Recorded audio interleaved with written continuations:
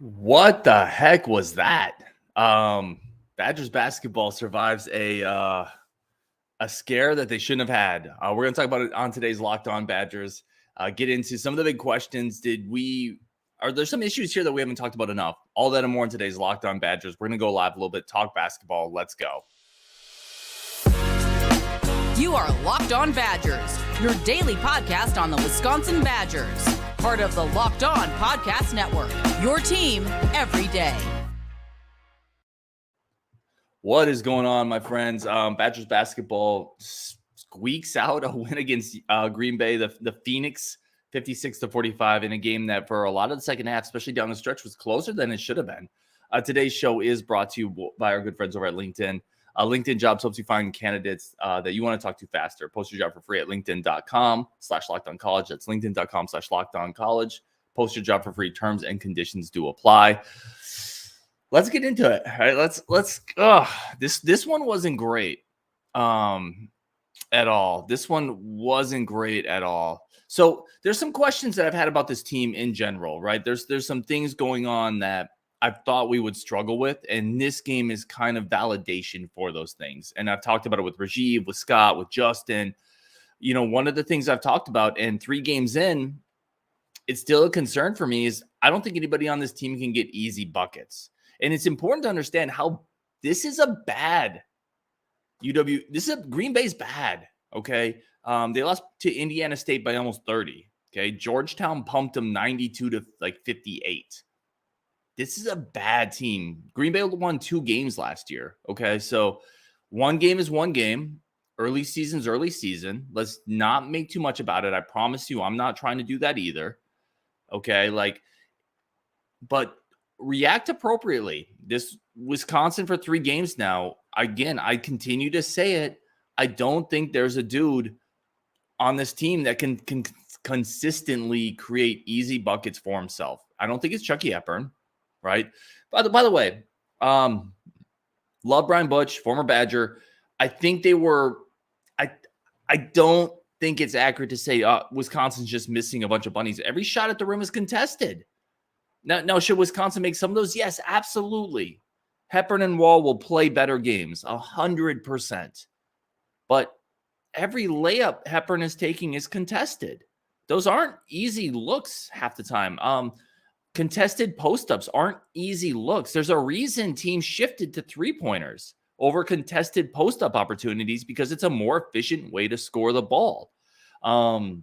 Which leads me into my first big takeaway.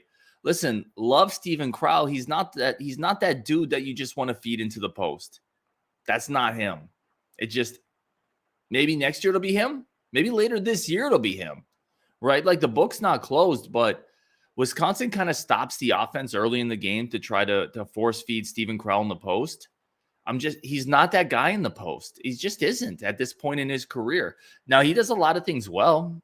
We saw him hit a 3 late in the game. He's a pick and pop offensive player who can do some things defensively for sure, who can set good screens, who can rescreen, who gives you some rebounding energy, definitely size.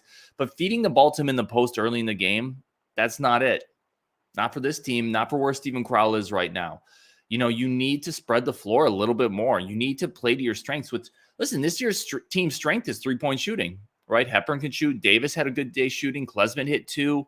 Obviously, Sejan didn't have a great game, but we know he can shoot.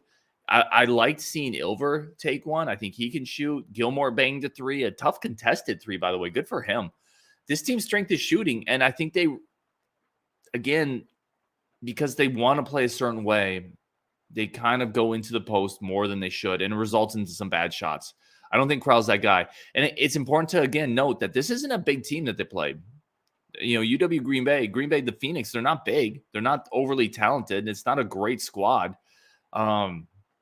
So, yeah, that would be my first takeaway is I think they need to spread the floor more. I think they need to play more to their strengths, which is, trying to find ways to involve their 3-point shooters, not dive into the post and just kind of try to play out of the post. I don't think that's the way this team's going to have the most success offensively. I think there's spacing issues that they continue to run into.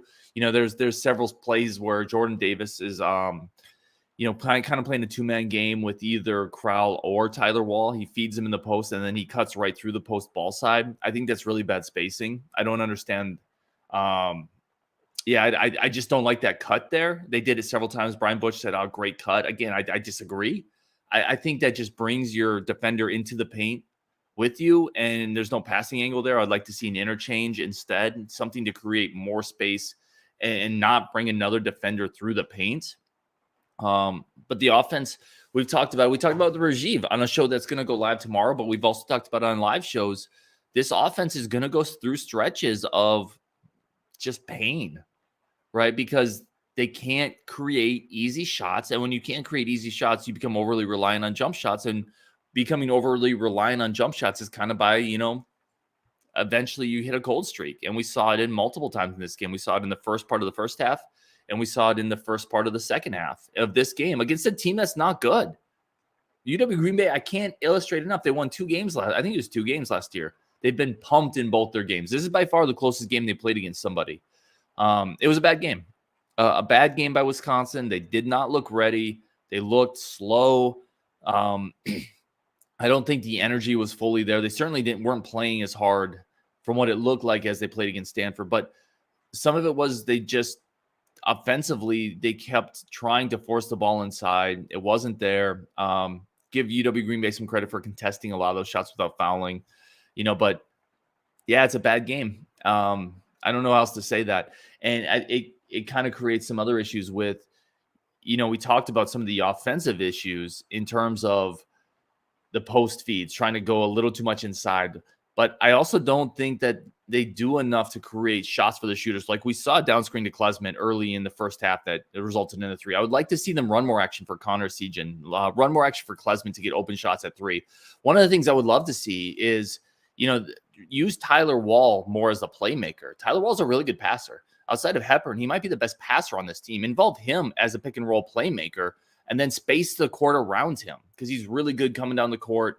And then you can hit Hepburn in the corner. You can hit Klesmit in the corner potentially. So I don't know. They're going to have to find a way, I think, to adapt this offense and get more room and space for their shooters. So a couple things that are interesting to me there. Again, a win's a win. Let's not go crazy. It's early season. This is a team with a lot of young pieces, several transfers, replacing Johnny Davis. Like there's going to be some struggles. So I don't want to overreact to this. You won a close game against a team that you should have probably blown out, but you still won it. Okay. Now let's adapt. Let's move on. You're never as good as your best film and you're never as bad as your worst film. So let's adapt. Let's move on. Coming up, I'm going to give out a couple game balls, take a couple comments. I see Nolan and Zach both in the comments. So we're going to get to some of the comments, give out a couple game balls, do final thoughts. It was a bad game. I don't want to overreact to it, but I think there are issues here that if they're not solved, they're going to linger the entire season. But first, today's show is brought to you by our good friends over at LinkedIn. LinkedIn Jobs remains just the number one source for all your hiring jobs, opportunities, possibilities. It is the best place to find qualified candidates, screening tools to ensure that people that don't have no business applying to your job aren't applying to your job, right?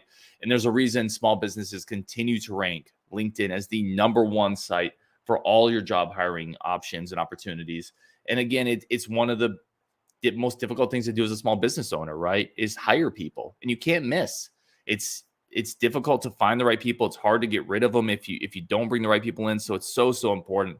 Every hire is a high stakes wager.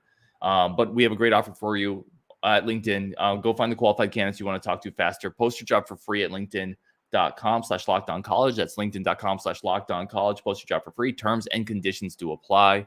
And let's just continue talking about this interesting game. Let's hit some of the good stuff. So I kind of railed on some of the stuff that frustrated me. Actually, let's get in comments. So we got Nolan Mueller here, not to be a Debbie Downer, but from all the Big Ten I've watched this year, it is not looking good for Wisconsin. Teams like Illinois will absolutely dominate this Badger team. Hope I'm wrong. Yeah, it's possible. Listen, it's certainly possible because this team is going to be so inconsistent offensively, especially when they're not shooting well. And the Big Ten looks good. It really does. Like, this is a Big Ten team or a Big Ten conference that looks deep. It looks good. And if Wisconsin plays offense like this, yeah, a lot of teams are going to dominate them. I mean, UW Green Bay for a stretch in the second half dominated them. So Nolan, appreciate the comment. I don't think you're completely wrong, but I would say this. Again, I've said this on the show before.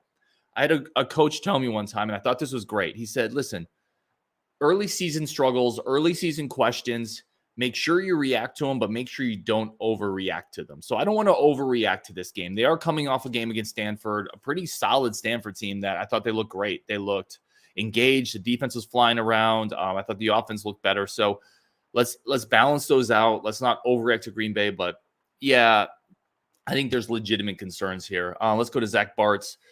Wisconsin shot 30% from inside the arc, 42% from three against a bad rebuilding team. Just a bad game, or is there something to be concerned about going forward? Kind of feels too early to tell, in my opinion. I agree. I think it is too early to tell, right? For sure. But I think there's things there's things I already thought coming into the season, right? There's things that I already believed about this team. And now seeing 3 results, 3 games, I'm starting to see those things I already thought be validated. I thought there was a playmaker issue from your preseason. I talked about it preseason. I didn't think there was a guy who would be able to get easy shots. I didn't think there was a guy who would be able to step up and break a slump, right? Like Johnny Davis was a slump breaker, okay? And not just Johnny Davis, previous player, like Bronson Koenig was a slump breaker. I don't think there's a dude on this team that can do that. And that's a problem, right? That's a major problem when you're not hitting threes and you've gone 5 minutes without a made field goal. You need a guy to break somebody down, get in the paint, and either make a layup or create a dump off where someone else has an easy shot. And that's what Johnny Davis did last year. We don't have that on this team. I love Chucky Hepburn. I want to be super crystal on this. I love Chucky. But Chucky's not a dude who easily breaks people down and gets easy shots at the rim. Again, a lot of his shots that were missed today, 2 feet from the rim, were contested. Okay, you even go to the NBA level. NBA caliber guards don't shoot great percentages at the rim on contested shots. Like, it's a tough shot. People look at it as like he blew a layup. It's not blowing a layup if a guard is right on your hip and someone's contesting you. One of his shots at the rim was blocked. It's just not his game. He's more of a jump shooter. He's more of a facilitator. He's more of a pace creator. So Tyler Wall can kind of create a shot, but when he's struggling in the post, he had a bad game, a couple turnovers, a couple travels in the post. Yeah, it's interesting. I agree with your take here, Zach. It is a little too early, but I also think it's something to be concerned about. Trevor Verhagen, starting to realize Wisconsin doesn't have as much playmakers. Yes, as expected. Really need someone to step up and be a big role in this team. Well, nobody's going to step up this year, quite frankly. I think it's too late. I don't think that dude's on the roster this year. And Trevor, thank you for the comment. I agree 100%. I think it's a great comment. I don't think they have the playmakers, right? So what does that mean, though, in the big picture? So you don't actually need that all the time. Like, I think they have more shot makers. I think there's more dudes on this team who can consistently hit threes. That can carry an offense for a while. I think they need to adjust a little bit with what they're doing, space the floor out more. Listen, leverage and utilize your shooting. Okay, you can space the floor with 4 guys who can shoot in Tyler Wall, right? You could Crowell, Hepburn, Klesmit, and Davis. There's your 4, and then put Wall in the middle and kind of play around him and create more space. Don't run people through the paint when you're trying to post up with Crowell and Wall, because you're just clogging everything up and you're taking away from your offensive strength right now. I would like to see, more action where you're trying to run screeners or 3-point shooters off of flare screens, pin downs. I think you can do more to create space for your shooters is what I'm saying. But I do agree with you, Trevor. I don't think the spacing on offense is the playmaking on offense is going to be there this year. Graham, let's get your comment in here. Seems to me either a Klesmit night or an Essegian night. Tonight was Klesmit playing the minutes. Do you think we'll see games where both of them get significant minutes? So this was really interesting to me. I wanted to touch on this.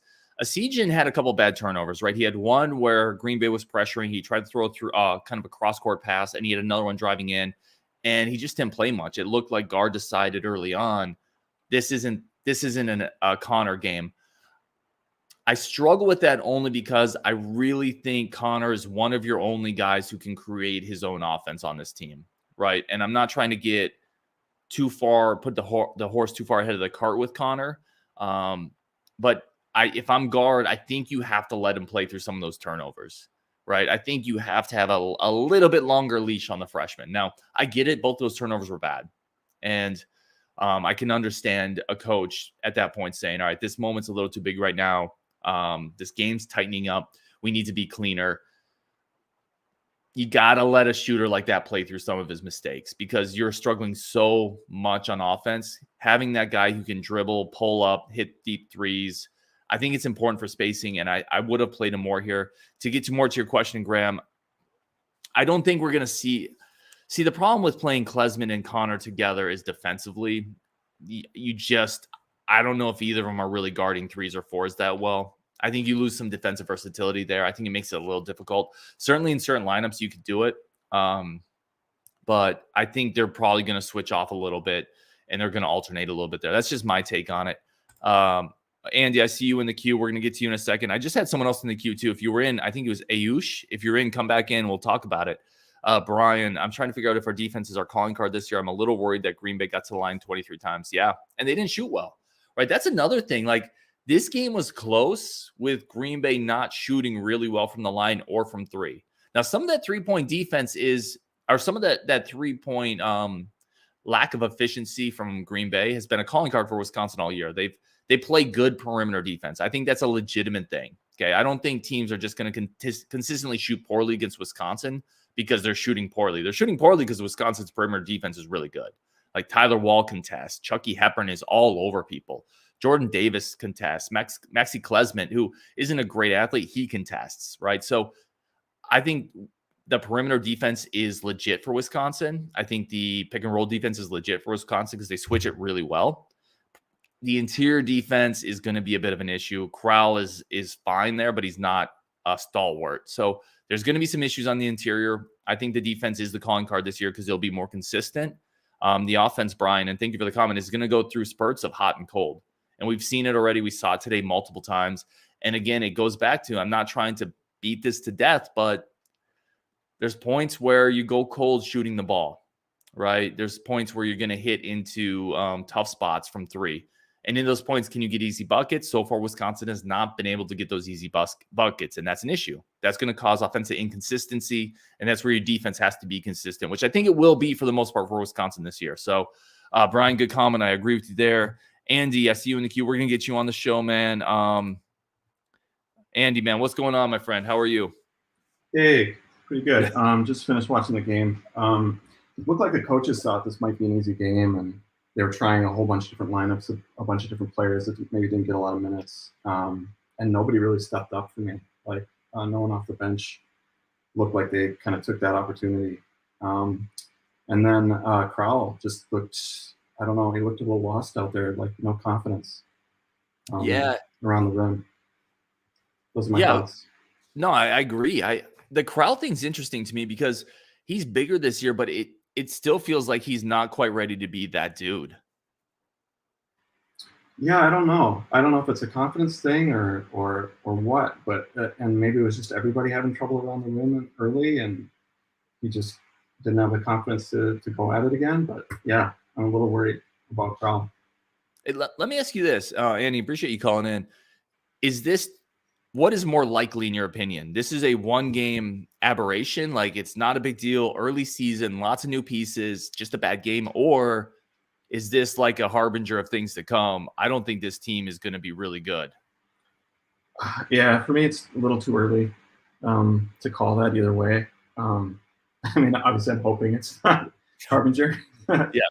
But yeah, I don't know. I definitely think they can play better than this. They can shoot better than this. Chucky can play better than this. Yeah, I don't know. It's a little scary though when they play like this against a team like Green Bay. Yeah, it's not a good look. Now, they are coming off that Stanford game where they looked a lot better. Stanford's a better team. So maybe this is a bit of a letdown game, right? You beat Stanford and now you have a bad team coming in and you just kind of expect to roll them. But there's definitely some issues here. Yeah, I got that impression that maybe they were overlooking Green Bay a little bit and trying out some things. But yeah, Wall getting in foul trouble I don't think that's going to happen every game. So yeah, I don't know. Let's wrap up here because I don't want to go too long. By the way, for everyone listening, and Andy, I want to keep you on because I want to ask you one more question. We're going to get into a rhythm of doing post-game basketball shows where we do like 15 to 20 minutes. I don't want to go crazy long on post-game basketball, but I definitely want to always be there to talk about it. So just so everyone knows, we're going to kind of wrap this one up. We don't want to go crazy long on basketball all the time. But, Andy, I want to wrap up here. What is the key to you going forward? Like, what player is most important for the Badgers going forward on this team? Is it Wall? Is it Hepburn? Is it Crowell? Is it someone else that needs to step up off the bench? Yeah, that's a great question. I guess if I was forced to say, I'd probably say Chucky. He needs to have a good game. He needs to be solid handling the ball, no turnovers or few turnovers. And, he doesn't have to shoot great, but it doesn't hurt. Yeah. If he's going to be this bad shooting, I think the rest of the team's going to hurt, and he's going to lose his confidence, and he's going to have turnovers like he did tonight. So I think that's my answer is Chucky. I think it's a great answer because he's really the engine of the offense that gets it all going. Appreciate everybody tuning in. Like I said, we're going to talk a bunch more basketball coming up, but definitely want to get a show out there. We have a show coming up tomorrow with Rajiv. That'll be released. We're going to talk football and a little bit more great guard stuff. So make sure you tune into that. For everyone who tuned in, who's listening, who commented, I really do appreciate it. Andy, appreciate you tuning in as well. On Wisconsin, and we got more content coming your way. Thank you for tuning in.